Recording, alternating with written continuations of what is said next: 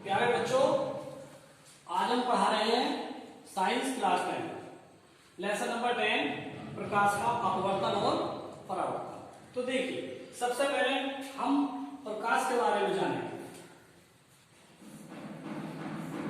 Question बनता है प्रकाश क्या है। देखिए, जनरल भाषा में अगर कहें तो प्रकाश एक ऐसा माध्यम है जिसके द्वारा वस्तुओं को देखा जाता है। और आप कहेंगे कि वस्तुओं को तो आंखों से देखा जाता है, लेकिन आंखों से तो देखते हैं, लेकिन उसको देखने के लिए प्रकाश की आवश्यकता होती है। जैसे हम कोई वस्तु यहां अंधेरे में रखेंगे, ये कोई वस्तु अंधेरे में रखी है, हम रोशनी में खड़े हैं, क्या ये वस्तु हमें चमकेगी? नहीं, क्योंकि वस्तु अंधेरे में है। हम इसको बदलते हैं, वस्तु के पास हम प्रकाश कर देते हैं और हम अंधेरे में खड़े हो जाते हैं, तो वस्तु चमकेगी? जी, वस्तु चमकेगी। तो इससे तात्पर्य यह होता है कि हम चाहे प्रकाश में खड़े हों या अंधेरे में, लेकिन वस्तु पे प्रकाश होना आवश्यक है। तो इसलिए सिद्ध होता है कि प्रकाश वह माध्यम है जिसके द्वारा वस्तुओं को देखा जाता है। ऐसा क्यों? क्योंकि जब प्रकाश किसी वस्तु पर पड़ता है तो उस वस्तु में से प्रकाश ऊर्जा निकलने लगती है, जिसको विकिरण कहते हैं। शॉर्टकट में प्रकाश की परिभाषा बनती है कि वह विकिरण जो हमारी आंखों को संवेदित करता है प्रकाश कहलाता है। ये इसकी परिभाषा है, वह विकिरण जो हमारी आंखों को संवेदित करता है प्रकाश कहलाता है। अब आप इसको लिखेंगे, वह विकिरण जो हमारी आंखों को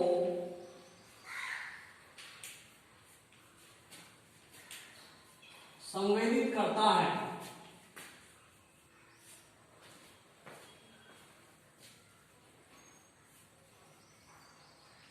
प्रकाश कहलाता है।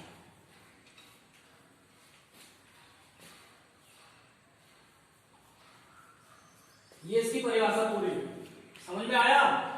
ठीक है। अगला क्वेश्चन हमारा बनता है, प्रकाश के परावर्तन से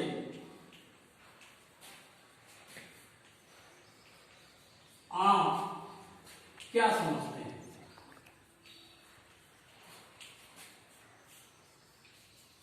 तो देखिए, परावर्तन से आप क्या समझते हैं? देखिए, आपने देखा होगा जब हम दर्पण को किसी रोशनी के सामने रखते हैं तो दर्पण से प्रकाश वापस जाने लगता है। जैसे आप शीशे से प्रकाश को लेके कहीं भी आप भेज सकते हैं, अंधेरे कमरे में भेज सकते हैं। इसी प्रकार से उसको प्रकाश का परावर्तन कहते हैं। जब हम किसी मोटरसाइकिल, नई मोटरसाइकिल जिसको पॉलिश होता है, उसके सामने खड़े होते हैं तो उसमें हमारी तस्वीर चमकती है या आपका चेहरा उसमें चमक जाता है। उसी प्रकार से जैसे हम दर्पण के सामने खड़े होते हैं तो उसमें भी हमारी तस्वीर चमकती है। तो इसका कारण यह है, जब प्रकाश किसी चिकने व पोलीदार तल पे या दर्पण पे पड़ता है तो उसका अधिकांश भाग उस तल से टकराकर वापस लौट जाता है। इसी को प्रकाश का परावर्तन कहते हैं। इसे आप सिद्ध भी कर सकते हैं।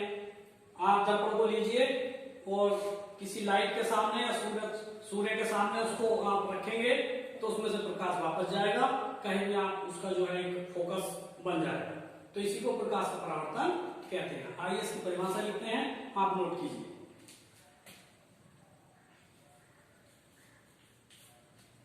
जब प्रकाश किसी चिकने व पॉलिशदार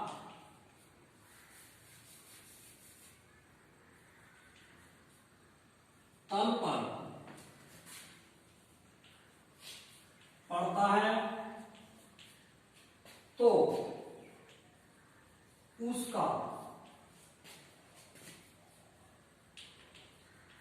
अधिकांश भाग उस तल से टकराकर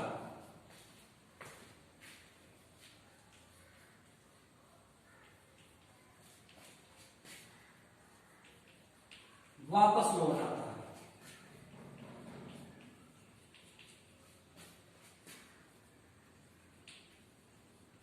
इसे ही प्रकाश का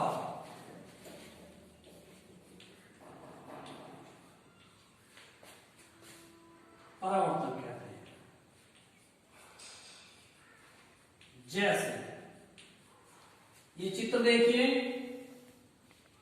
ये कोई पॉलिशदार व चिकना तल है। इसकी एक सतह पे पॉलिश है, ऊपरी सतह इसकी चिकनी है। ये ऐसा समझ लीजिए कि एक दर्पण रखा है। ये आने वाली किरण है। आने वाली किरण को आपतित किरण कहा जाता है। जब ये इस तल से टकराती है तो इस किरण का अधिकांश भाग इससे टकराकर वापस लौट जाता है, यानी कि परावर्तन हो जाता है। आने वाली किरण को आपतित किरण और परावर्तन होने वाली किरण को परावर्तित किरण कहते हैं।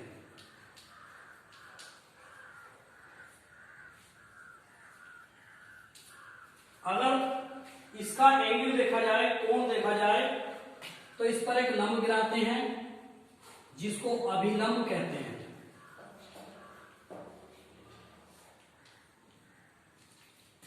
आने वाली किरण की तरफ जो कोण बनेगा उसको आपतन कोण,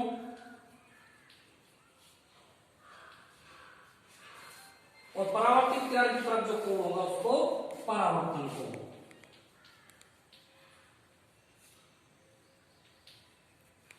इसे आई से प्रदर्शित करते हैं।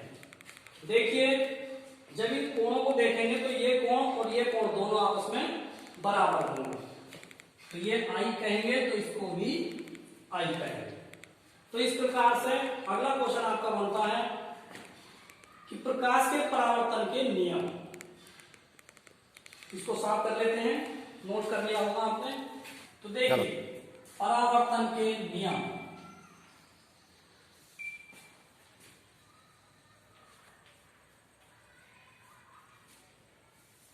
हम चलते हैं चित्र की तरफ।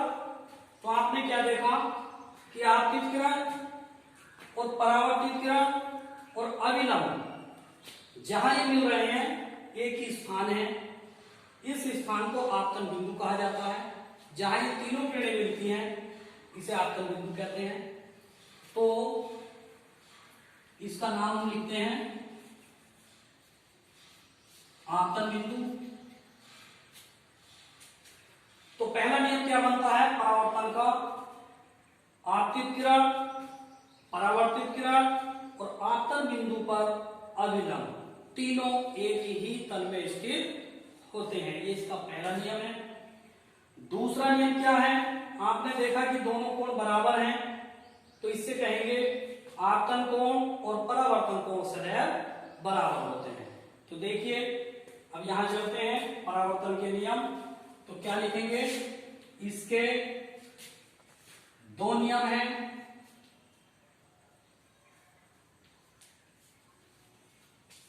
नंबर 1, आपतित किरण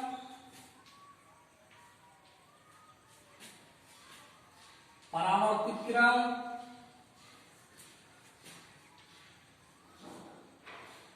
तथा आपतन बिंदु पर अभिलंब तीनों एक ही तल में स्थित होते हैं।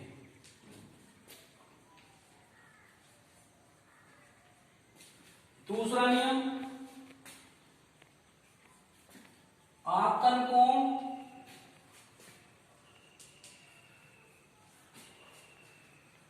तथा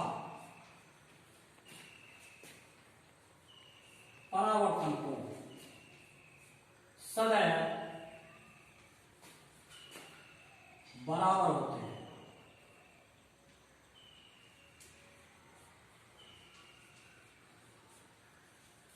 तो यहां आपने पढ़ा प्रकाश प्रकाश का परावर्तन, परावर्तन के नियम, ये आपका प्रकाश का जो टॉपिक है ये पूरा हुआ। अब आगे चलते हैं, दर्पण क्या है।